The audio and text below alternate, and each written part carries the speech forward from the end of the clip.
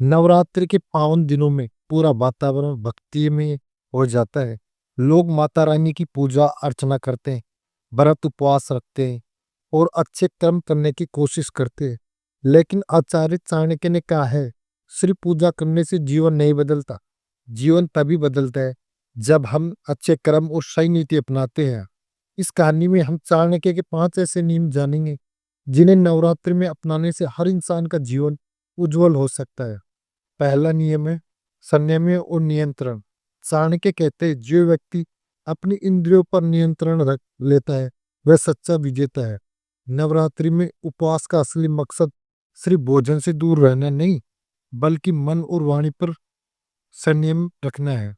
गुस्सा कम करना, बुरी आदतों से दूर रहना और मीठा बोलना, यही असली तपस्या है। दूसरा नियम स्त्री का सम्मान।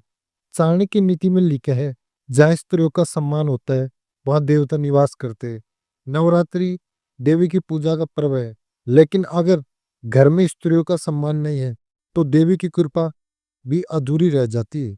नवरात्रि में यह प्रण लेना चाहिए कि हम अपनी माँ, बहन, पत्नी और बेटियों का सम्मान हमेशा करें। तीसरा नियम कहता है धन और समय का सही उपयोग। चाणक्य कहते हैं, धन और समय अगर व्यर्थ चला गया तो वापस नहीं आता। नवरात्रि में लोग पूजा पाठ प्रदान पुण्य करते हैं। यही समय है कि हम अपने धन का एक हिस्सा अच्छे कर्मों में लगाएं, भूखे को भोजन कराएं, जरूरतमंद की मदद करें और समय का सदुपयोग करें। चौथा नियम कहता है सत्संगी और अच्छी संगति। आचार्य चाणक्य ने कहा, मनुष्य की पहचान उनकी संगति से होती है। नवरात्रि के दिनों में बुरी संगति, आलस्य और नकारात्मक से दूर रहना चाहिए। कोशिश करें कि आप अच्छे लोगों के बीच रहे, धार्मिक पुस्तकों का अध्ययन करें और सकारात्मक विचारों को अपनाएं। और नंबर 5 पर है सच्ची भक्ति और कर्तव्य। चाणक्य कहते हैं कि भक्ति वही सच्ची है जो इंसान अपने कर्तव्यों की याद दिलाए।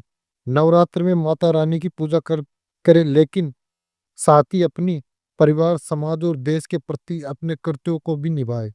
पूजा और कर्म यही जीवन का संतुलित है।